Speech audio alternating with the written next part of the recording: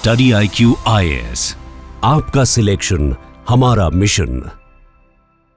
हमें बहुत रेयरली देखने को मिलता है कि सदर्न जो स्टेट्स हैं इंडिया के, वहां पे कहीं ना कहीं यूनिटी है। और ये जो रेयरिटी वाला जो केस होता है, ये यूजुअली हमको देखने को मिलता है जब वर्सेस स्टेट की बात आ जाती है या इंटर स्टेट राइवलरी की बात आ जाती है, वाटर शेयरिंग हो गया या दूसरे सारे इश्यूज।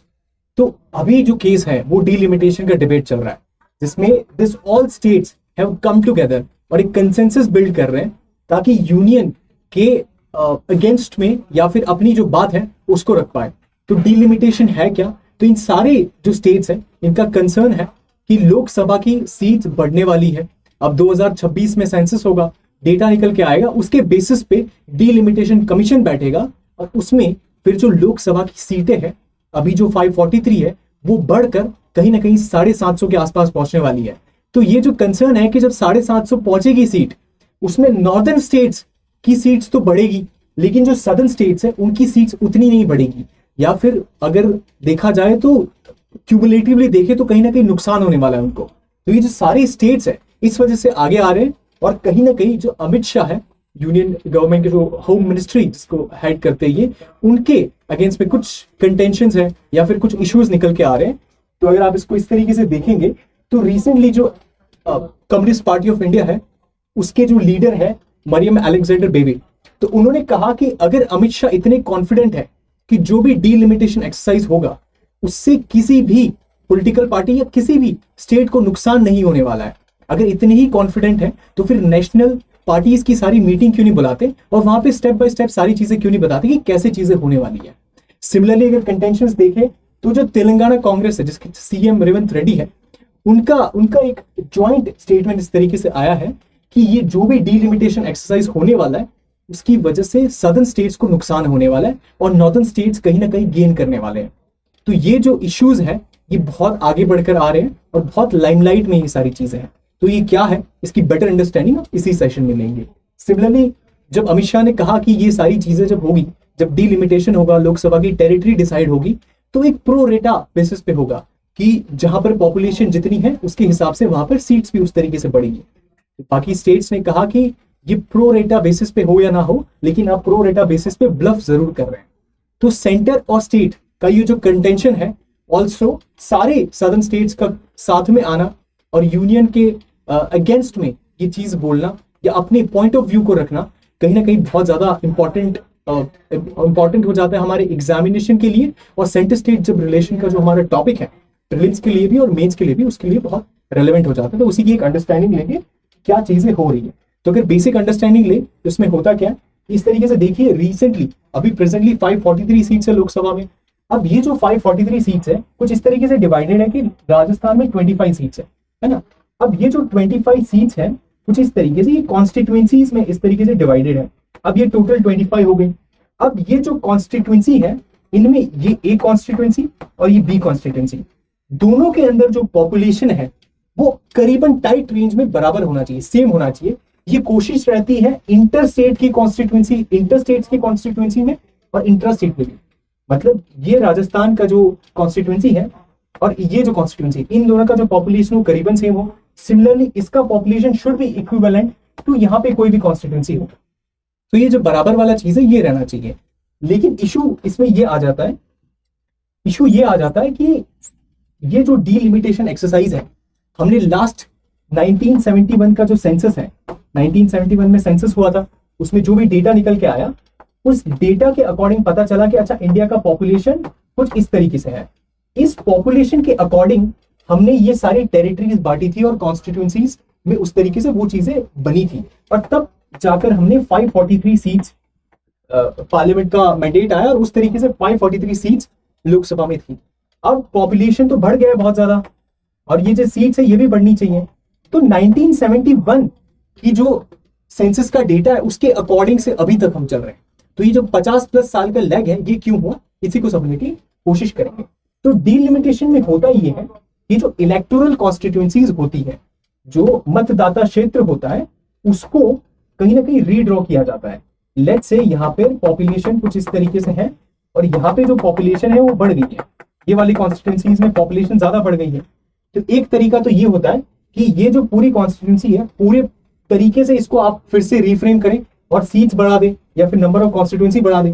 दूसरा एस्पेक्ट होता है कि यहाँ पे जब पॉपुलेशन बढ़ गया तो आप कुछ इस तरीके से इसको रिफ्रेम कर सकते हैं, मतलब बिना सीट्स बढ़ाए आप उस तरीके से इसका एडजस्टमेंट कर सकते हैं। ये भी एक एस्पेक्ट हो जाता है। तो ये करते क्यों ये हम सारी चीजें, ये इसीलिए करते हैं ताकि जो पॉपुलेशन है उसमें इक्वल रिप्रेजेंटेशन हमको देखने को मिले, और उस वजह से हम ये बाउंड्रीज को कुछ इस तरीके से डिमार्केट करते हैं और पॉपुलेशन के साथ में, बढ़ते पॉपुलेशन के साथ में एडजस्ट करते हैं। सिमिलरली ये हमारे कॉन्स्टिट्यूशन का जो मैंडेट है आर्टिकल 82 के बारे में देखें तो वो इसकी बात करता है कि लोकसभा में जो भी सीट्स है हर सेंसस के बाद में, मतलब 19 अगर हम बात करें तो 61 में, 71 में, 81 में सेंसस हुए, उसके बाद में डिलिमिटेशन कमीशन बैठना चाहिए और वो तय करेगा कि कितनी सीट्स होनी चाहिए। ये अपडेट होती रहती है। अब ये 71 तक तो हुआ था, उसके बाद ये चीज नहीं हुई। ये एक कंटेंशन का बात हो जाता है कि क्यों नहीं हुई, उसको भी हम आगे देखेंगे। सिमिलरली 170 जो आर्टिकल है वो बात करता है कि स्टेट की जो लेजिस्लेटिव असेंबलीज है उसमें कहीं ना कहीं डिलिमिटेशन होना चाहिए, उसमें भी एडजस्टमेंट होना चाहिए और अपडेशन होना चाहिए। तो लोकसभा के रिस्पेक्ट में आर्टिकल 82, स्टेट के रिस्पेक्ट में आर्टिकल 170। सिमिलरली आर्टिकल 327 ये कहता है कि ये जो भी डिलिमिटेशन के लॉज होंगे ये बनाएगा parliament, so parliament has the authority to make this law. Similarly article 329 says that कि कोर्ट भी इसमें इंटरफेयर नहीं कर सकती है इलेक्टोरल मैटर्स में। मतलब कि जो डिलिमिटेशन कमीशन हमारा बैठेगा उसने जो टेरिटरी डिसाइड की उसके ऊपर फाइनल से है, that is the final decision that has been made. इसमें कोर्ट का भी इंटरफेरेंस नहीं है। मतलब इतना पावरफुल ये कमीशन है। तो इसी के बारे में हम और ज्यादा डिटेल में समझने की कोशिश करेंगे। अगर आप सेंसस एक्ट 1948 को देखें तो ये 1948 में हमारा सेंसस एक्ट आया, उसके तहत ये था कि सेंट्रल गवर्नमेंट सेंसस कराएगी हर 10 साल बाद। हर 10 साल बाद सेंसस होगा जिसमें हमको पता चलेगा, हमारे पास सारे डेटाज आएंगे। किसके रिस्पेक्ट में डेटाज आएंगे और ये किस पे रिस्पेक्ट में डेटाज आएंगे, डेमोग्राफिक किस तरीके से चीजें हैं कि हमारा पॉपुलेशन कितना बड़ा है, उसमें मेल वर्सेस फीमेल का किस तरीके से पॉपुलेशन है, उसके साथ साथ में जो दूसरे डेमोग्राफिक इंडिकेटर्स होंगे वो हमको समझ में आएगा।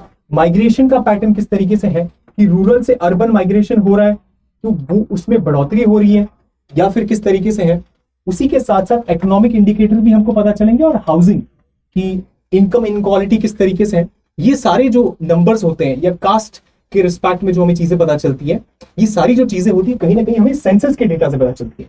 तो मिनिस्ट्री ऑफ होम अफेयर्स है, उनके अंडर में रजिस्ट्रार जनरल और सेंसस कमिश्नर ऑफ इंडिया है। ये कराते हैं सेंसस के प्रोसेस को एग्जीक्यूट। जब यहां से सेंसस एग्जीक्यूट होगा फिर हमें ये सारा डेटा मिलेगा। इस डेटा के बेसिस पे, मतलब ऐसे समझिए 1971 में सेंसस हुआ, उससे हमें कुछ डेटा मिले। इस डेटा के बेसिस पे फिर पार्लियामेंट ने डिलिमिटेशन के एक्ट को पास किया। जब दोनों हाउस से ये एक्ट पास हुआ उसके बाद में बना डिलिमिटेशन कमीशन, जिसके अंदर ये 3 अथॉरिटीज होती है। ये कमीशन की अथॉरिटीज होती है जो डिमार्केशन किस तरीके से करना है उसके ऊपर डिसीजन लिया जाता है। तो उसमें एक सुप्रीम कोर्ट के जो रिटायर्ड जज होंगे वो होंगे, उसके साथ साथ जो स्टेट इलेक्शन कमिश्नर है पर्टिकुलर जो स्टेट है उनके वो होंगे, और उसी के साथ साथ जो chief election commissioner of India है वो होंगे।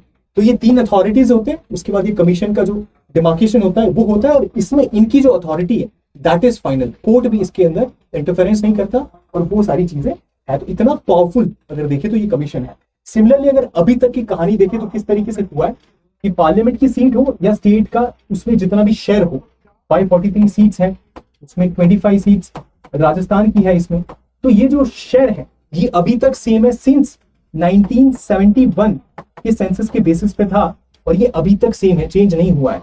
और ये 1976 में कुछ ऐसी चीज हुई थी उसकी वजह से हमें इसे पोस्टपोन करते गए और 50+ ईयर्स हो गए, लेकिन फिर भी अब वो चीज रिफ्लेक्ट नहीं हो रही है अभी तक। तो ऐसा क्या हुआ था उसी के बारे में डिस्कस करेंगे। तो नॉर्दर्न स्टेट्स में क्या था कि लेट्स से इस तरीके से जो नॉर्दर्न स्टेट्स थे यहाँ पे इनका पॉपुलेशन बहुत ज्यादा था with respect to southern states, right. इनका पॉपुलेशन कम था तो इन्होंने फैमिली प्लानिंग के मेजर्स बहुत जल्दी लिए, और एजुकेशन और लिटरेसी कहीं ना कहीं एक एस्पेक्ट हो गया, जिसकी वजह से जो रिप्लेसमेंट लेवल है जो फर्टिलिटी का वो बहुत जल्दी अचीव हो गया था। जबकि यहाँ पे ये चीज अचीव नहीं हो पाई। तो अब इसमें ऐसा था कि जितना पॉपुलेशन है, जितना ज्यादा पॉपुलेशन उतनी ज्यादा लोकसभा के अंदर सीट मिलेगी। अब अगर नॉर्थ को ज्यादा सीट्स मिल गई तो साउथ के स्टेट्स का कंसर्न है कि हमने इतने सारे इकोनॉमिक बेनिफिट्स दे रहे हैं सेंटर के लेवल पे, या फिर देश के इकोनॉमिक बेनिफिट में हम कंट्रीब्यूट कर रहे हैं।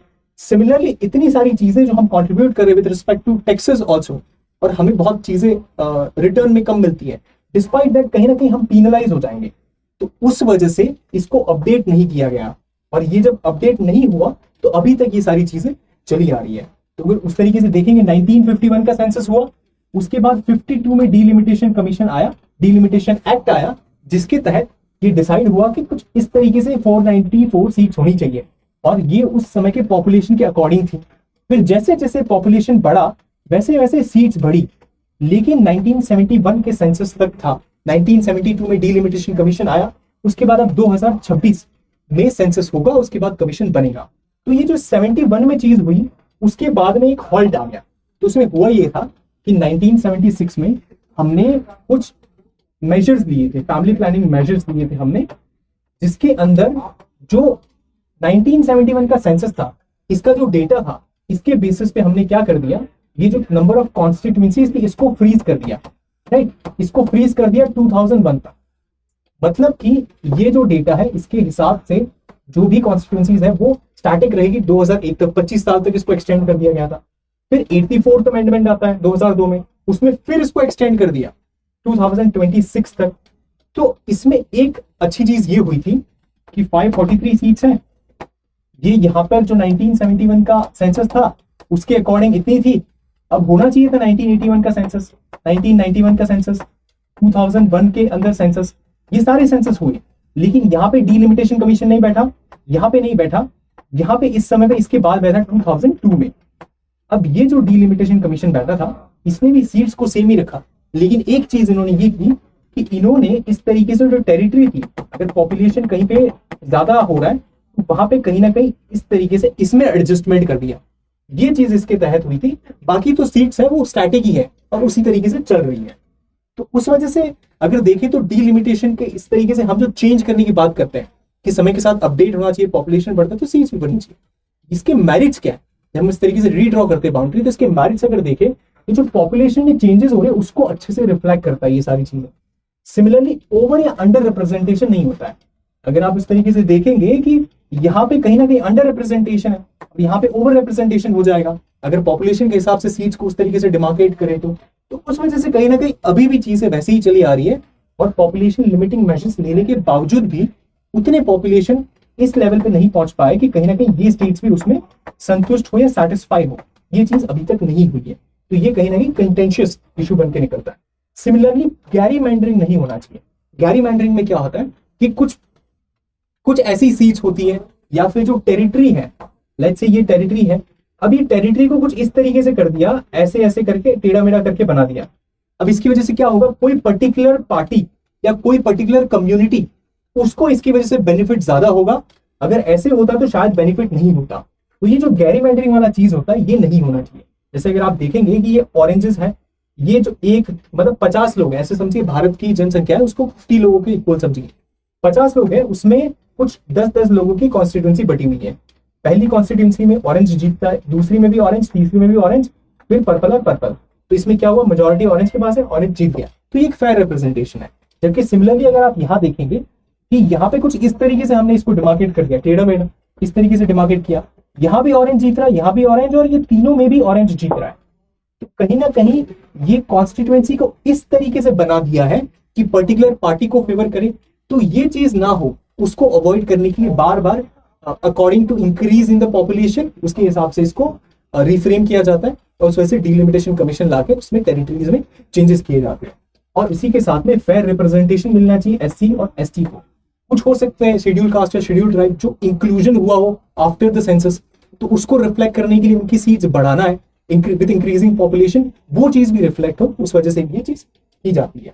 सिमिलरली अगर ये इतने सारे इसके बेनिफिट्स हैं, डिस्पाइट दैट सदर्न के जो स्टेट्स है वो वरिड है बहुत ज्यादा, और वो बहुत नर्वस है।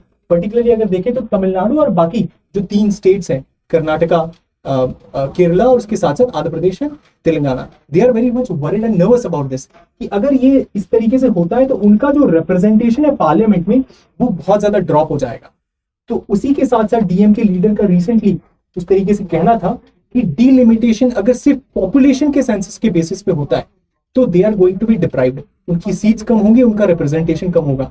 तो ये जो सिर्फ पॉपुलेशन है ना, ये नहीं होना चाहिए, कुछ और आप इसमें मैट्रिक ला दीजिए, ये उनका कंसर्न है। सिमिलरली तृणमूल कांग्रेस के एमपी जो है महुआ मोइत्रा, उन्होंने कहा कि केरला के रिस्पेक्ट में अगर बात करें तो 0% इंक्रीज होगा सीट में, मतलब नॉर्दर्न स्टेट्स है उनकी इंक्रीज होगी सीट्स, केरला की सीट्स इंक्रीज नहीं होगी। वहीं पे तमिलनाडु की देखें तो सिर्फ 26% ही सीट्स इंक्रीज होगी।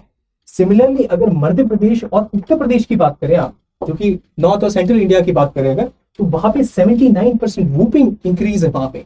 तो नॉर्थ में सब्सटेंशियल इंक्रीज, साउथ में इतना इंक्रीज ना होना, तो ये कंसर्न की बात है। उसी के साथ में देखा जा रहा है कि साउथ कहीं ना कहीं इस डिलिमिटेशन एक्सरसाइज से सफर कर सकता है, और ये किस तरीके से होगा कि ये अभी की सीट्स है लोकसभा की, और ये प्रिडिक्टेड है, मतलब एनालिसिस है कि कुछ इस तरीके से इस रेंज में सीट्स होने वाली है। तो तेलंगाना में अभी 17 है और 20 होगी, मतलब ज्यादा इंक्रीज नहीं है, सिर्फ 3 ही सीट्स इंक्रीज हो रही है। आंध्र प्रदेश में अगर 25 है तो 28 होगी। सिमिलरली केरला में अगर 20 है तो 19 होगी, मतलब यहाँ पे तो रिडक्शन हो रहा है।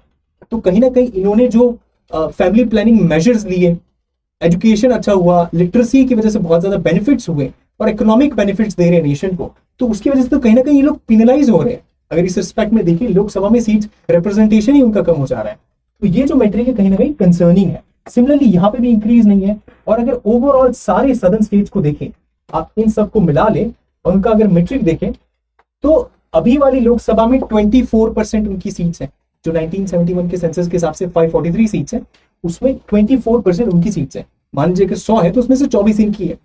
अभी क्या होगा आने वाले समय में, सिर्फ 19% होगी, मतलब 100 में से सिर्फ 19 सीट, मतलब 5% उनकी सीट में ड्रॉप देखा जाएगा।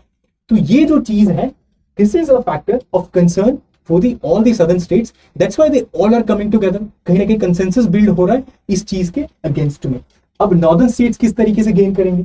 उत्तर प्रदेश की 80 है तो 128 हो जाएगी, which is a significant gain. इसी के साथ में बिहार में ऑलमोस्ट डबल हो जा रही है, मध्य प्रदेश में भी उस तरीके से इंक्रीमेंट देखा जा रहा है, सेम विथ महाराष्ट्र है, राजस्थान।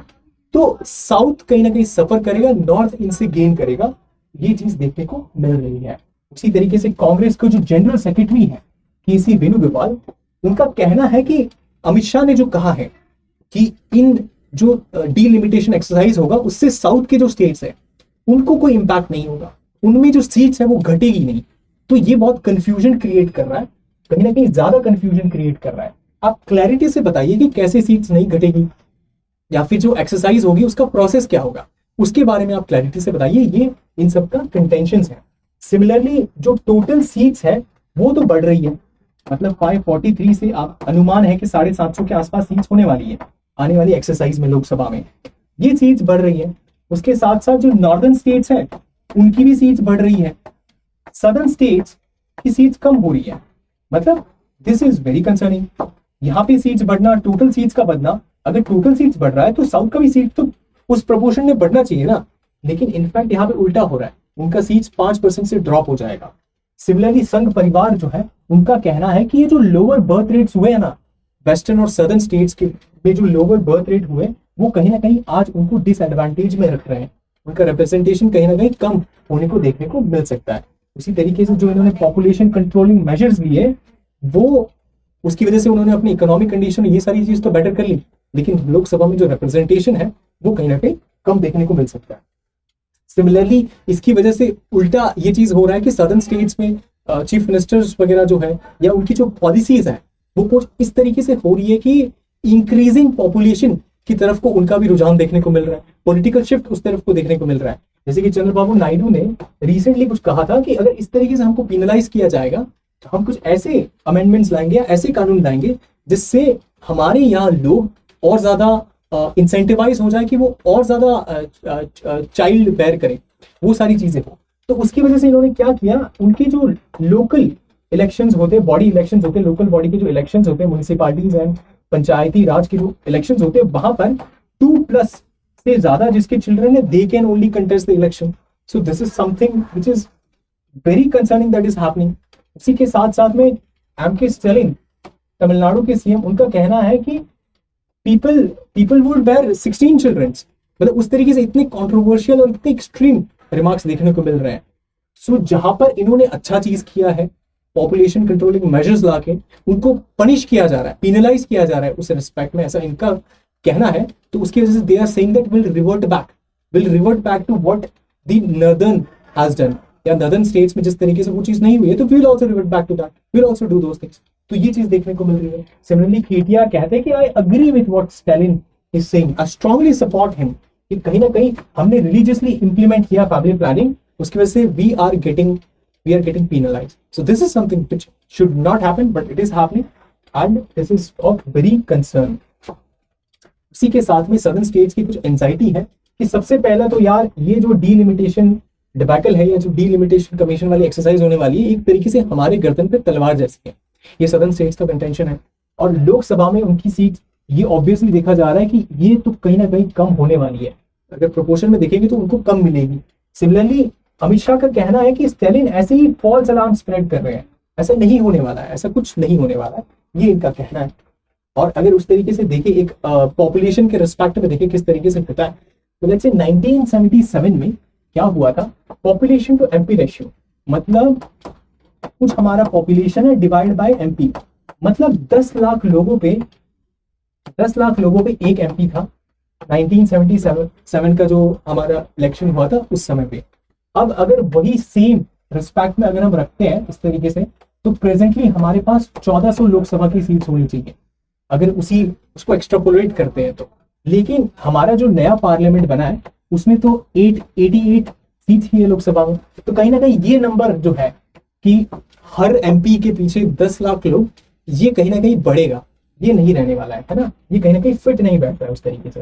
तो दूसरा ये चीज है कि जो अभी रिसेंट कि हमारे 2024 के लोकसभा के पोल्स हुए थे, उसमें 18 लाख के आसपास का population is equal to 1 MP, ये वाला नंबर निकल के आ रहा था।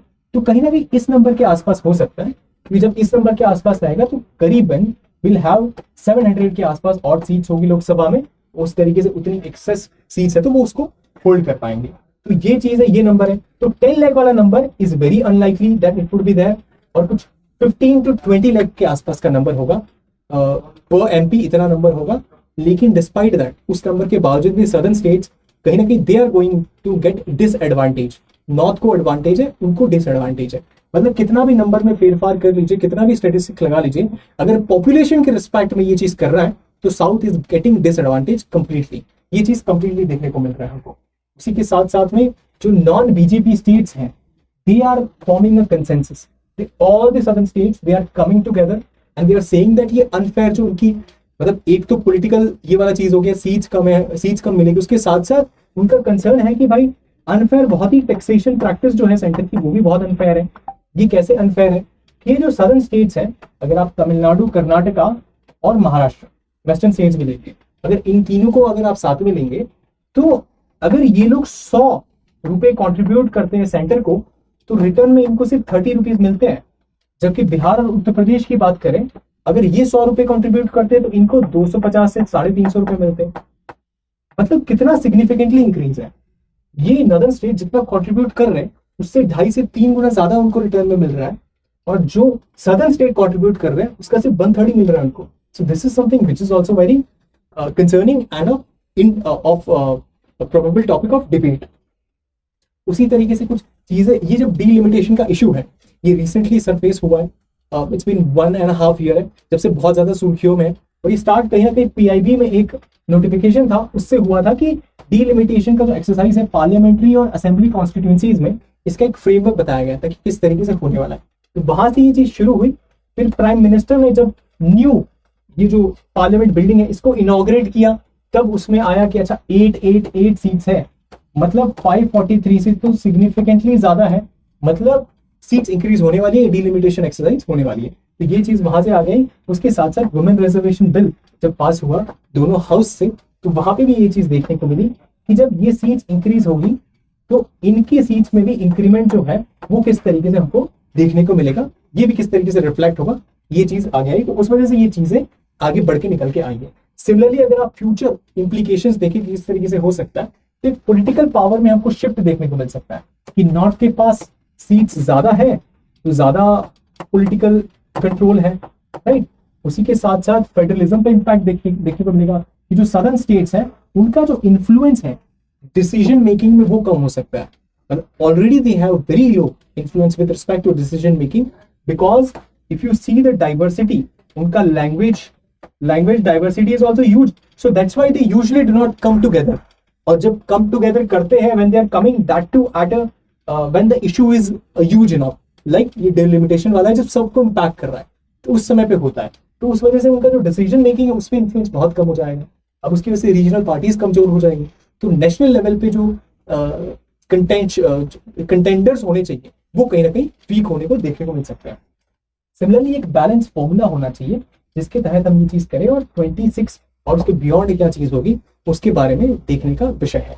जैसे कुछ इस तरीके से हमको बैलेंस क्रिएट करना होगा, because it's not that easy, तो something has to be done through which all the stakeholders they agree and they come to conclusion, और एक चीज पे आए जिससे एक डेवलपमेंटल जो मेट्रिक है, मतलब सिर्फ ऐसा नहीं होना चाहिए कि पॉपुलेशन के बेसिस पे कर दिया एंड वन स्टेक होल्डर या फिर जो सदर्न स्टेट्स है दे आर नॉट हैप्पी, उस तरीके से नहीं होना चाहिए। डेमोक्रेसी है तो all should come together, they should decide on a consensus what should be the mandate, उस तरीके से आगे बढ़ा जा सकता है। सिमिलरली अगर सोल्यूशन की बात करें तो पॉलिटिकल कोलिजन बन सकता है। ये जितने भी सदर्न स्टेट्स के चीफ मिनिस्टर हैं, ये चारों अगर स्टेट साथ में आते हैं और फिर यूनियन के लेवल पे अपनी बात रखते हैं, तो कहीं ना कहीं उस बात में दम देखा जा सकता है। सिमिलरली उसके साथ साथ दूसरे जो पॉलिटिकल अलाइज हैं, it could be West Bengal, it could be Bihar, यहाँ के जो अलाइज हैं इनके साथ भी if they come together and they decide broad charted out territory through which how we should go ahead, तो वो कहीं ना कहीं एक इम्पैक्ट क्रिएट कर सकता है और स्ट्रॉन्ग जो उनका इशू है उसको पुट फोर्थ कर सकता है। ये चीज है। सिमिलरली एक एस्पेक्ट आ जाता है कि गो स्मॉल एंड विन बिग। इसमें क्या है कि लेट्स से 1971 के सीट्स उसके बेसिस पे अभी तक फ्रोज है 543 पे, अब हम पहुंच चुके हैं 2025 में, राइट, यहाँ पहुंच चुके हैं, अभी भी सेम सीट्स हैं। लेकिन 2002 में हमने एक ऐसी चीज की थी कि सीट सेम रखी थी, लेकिन डिस्पाइट दैट हमने बाउंड्री को उस तरीके से वैसे कर दिया था, रीड्रॉ कर दिया था, not without changing the seats. तो ये जो एस्पेक्ट किया था ना, this was a significant improvement and it was required.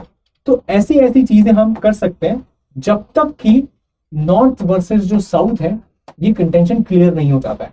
मतलब जब तक कि यहाँ पे पॉपुलेशन जो है लिमिटिंग मेजर लिए जाए और कहीं ना कहीं यहाँ पे south is also satisfied that उनका representation would be as per the proportion, और जितना होना चाहिए उस हिसाब से मिलेगा। जब ये चीज हो जाएगी, एक पॉपुलेशन लिमिटिंग मेजर्स और ये सारी चीजें, जिससे एक इक्वल रिप्रेजेंटेशन जो है वो देखने को मिलेगा, तब तक हम ये चीज इस लेवल पे खेल सकते हैं। Like we can go small with playing with जो टेरिटरी है उसके साथ में, उसके साथ साथ will win big when the time will come, when the time will right, जब ये चीज की जा सकती है। सिमिलरली एक एस्पेक्ट आता है कि जब हम कॉन्स्टिट्यूएंसी को डिमार्केट करते हैं तो हम उसको किस तरीके से डिमार्केट करते हैं, ये भी इंपॉर्टेंट हो जाता है। कि लेट्स से आपका ये स्टेट है, अब उसमें एक ये रहता है कि आप इसको कॉन्वेक्स पॉलीगॉन के फॉर्म में उस तरीके से करते हैं, इस तरीके से होगा और इस तरीके से जो मधुमक्खी का वैसे रहता है, समथिंग लाइक दैट, उस तरीके से आप ये ऐसे करते हैं, तो इससे सारी कॉन्स्टिट्यूएंसीज भर जाती है। अब ये एक फेयर तरीका है। अगर देखा जाए तो हमारा जो मध्य प्रदेश है या यूपी है वो कुछ इसी तरीके से रिफ्लेक्ट होता है। लेकिन if you talk about West Bengal या असम, तो उसमें जो गेरीमेंटरिंग वाला एस्पेक्ट है वो देखने को मिलता है। मतलब रैंडमली कुछ भी डिस्ट्रीब्यूशन है डिपेंडिंग अपॉन द टेरिटरी, तो कहीं ना कहीं यहाँ पे पॉलिटिकल जो पार्टीज है उनको बेनिफिट हो सकता है। तो ये तो स्टेट के बारे में बात करें, लेकिन if this happens at the level of constituency तो ये कंसर्न की बात है। तो ये चीज ना हो और कोशिश हो कि कहीं ना कहीं भी फेवर दिस थिंग, उस तरीके से ये होना चाहिए। सिमिलरली एक फेयर रिप्रेजेंटेशन आना चाहिए। सदर्न स्टेट्स के जो से हैं उसमें भी कुछ ना कुछ उनको कंसीडर करना चाहिए। एंड देन पार्लियामेंट्री डिबेट्स हो, एक्सपर्ट कमिटीज बैठे जो कुछ ना कुछ अपना एक्सप्लोर करें ऑल्टरनेटिव्स कि इसके अलावा और क्या कर सकते हैं। पॉपुलेशन के सेंसस जो है उसका डेटा है, उसमें जो पॉपुलेशन है उसके बेसिस पे सीट्स बढ़ाना लोकसभा की, एक ये एस्पेक्ट हो गया। इसके अलावा और क्या, what else we could do, उसके ऊपर सोचना चाहिए और उसके ऊपर फाइनलाइज करना चाहिए क्या प्रोसेस होगा डिलिमिटेशन का। सिमिलरली पब्लिक डिस्कोर्स और citizen awareness becomes very important, because यहीं से सारे ओपिनियंस फॉर्म होते हैं and through this opinions political mandate या पॉलिटिकल डिस्कोर्स रिफ्लेक्ट होता है या फिर रिफ्रेम होता है। तो ये बहुत इंपॉर्टेंट हो जाता है, right, it's essential part of democracy. उसी के साथ साथ जो के.टी. रामा राव है उनका कहना है कि अगर कॉन्स्टिट्यूएंसी को सिर्फ अगर आपने पॉपुलेशन के बेसिस पे कर दिया तो this is going to be शराब, ये हमारे लिए बहुत बड़ा कर्ज हो जाएगा, बहुत ज्यादा हम इससे नुकसान होगा हमें विद रिस्पेक्ट टू रिप्रेजेंटेशन। तो इसी वजह से अभी इंतजार है कि 2026 का सेंसस को डीलिमिटेशन कमीशन बैठे और उसके बाद में हमको पता चलेगा कि किस तरीके से टेरिटरीज है। लोकसभा की सीट्स अगर 750 जाती है तो किस तरीके से जाती है, सदर्न स्टेट्स को अगर नुकसान होता है तो कितना होता है, नॉर्दर्न स्टेट गेन करते हैं तो किस रिस्पेक्ट में गेन करते हैं। अगर कोशिश होनी चाहिए कि नुकसान ना हो और एक कंसेंसस डेवलप हो, तो उसका जो मेथड है वो क्या होना चाहिए, वो सोचने की बात है। तो ये हो सकता है कि जो सदर्न स्टेट्स हैं उनका जो कंट्रीब्यूशन है इकोनॉमिक और एजुकेशन के रिस्पेक्ट में बहुत ज्यादा उनके एफर्ट्स थे, उसकी वजह से फैमिली प्लानिंग बहुत ज्यादा सक्सेसफुल हुआ। और ये जब सक्सेसफुल हुआ है तो कहीं ना कहीं इन्हें पीनलाइज नहीं करना चाहिए। अगर कोई अच्छा काम कर रहा है तो उसके लिए अगर आप सजा दोगे तो किस तरीके से चलेगा, वो रिवर्ट बैक कर लेंगे। जैसे हमें स्टालिन या फिर चंद्रबाबू नायडू के कंट्रोवर्सी से समझ में आ रहा है कि उस तरीके से भी चीजें हो सकता है। तो ये जो चीज है उसके लिए नहीं होना चाहिए और कुछ ना कुछ इनको लीवे मिलना चाहिए। If they have put effort, if they have done good thing for the nation, तो उसके लिए ऐसा कुछ हो सकता है कि they might get some increased seat. मतलब only on the basis of population ना हो, इन दो चीजों को भी फैक्टर इन करना चाहिए। तो उसके हिसाब से उनकी जो सीट्स का रिप्रेजेंटेशन है वो उसमें रिफ्लेक्ट होना चाहिए। जब ये चीज होगा उसी के साथ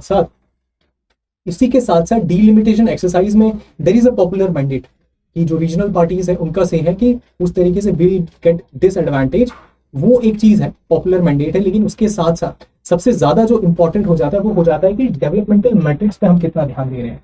मतलब ये तो कंट्रोवर्सी के लिए 16 चिल्ड्रंस या ये सारी चीजें या वापस रिवर्ट बैक कर देंगे, family planning is not good, we shouldn't have done this thing, ये सारी चीजें कंट्रोवर्सी या पॉलिटिकल जो पॉपुलर चीजें हैं उसके लिए चल जाता है। बट अगर बड़े हॉलिस्टिक लेवल पे देखें तो कहीं ना कहीं डेवलपमेंट पे फोकस करना बहुत ज्यादा इंपॉर्टेंट है। एजुकेशन हो गया, इन सारी चीजों पे, so that we create aware citizenry, जिसकी वजह से और ज्यादा हम बेटर इंपैक्ट क्रिएट कर पाए नेशन पे। तो यही सारा था हमारा डीलिमिटेशन का इशू, जो एक्सरसाइज होने वाली है, जो लोकसभा में सीट्स बढ़ेगी तो साउथ के स्टेट्स का क्या कंटेंशन है, नॉर्थ के स्टेट्स किस तरीके से गेन कर रहे हैं, और दोनों के बीच में जो एक वर्सेस वाला फाइट है जो देखने को मिल रहा है, ये कहीं ना कहीं किस तरीके से रिजॉल्व हो सकता है, उसी के बारे में हमने डिस्कस किया है। I wish you all the best for your examination and this topic particularly is important for your prelims and mains and would indeed help you in the examination. So best wishes. Thank you. Study IQ IAS, आपका selection हमारा mission.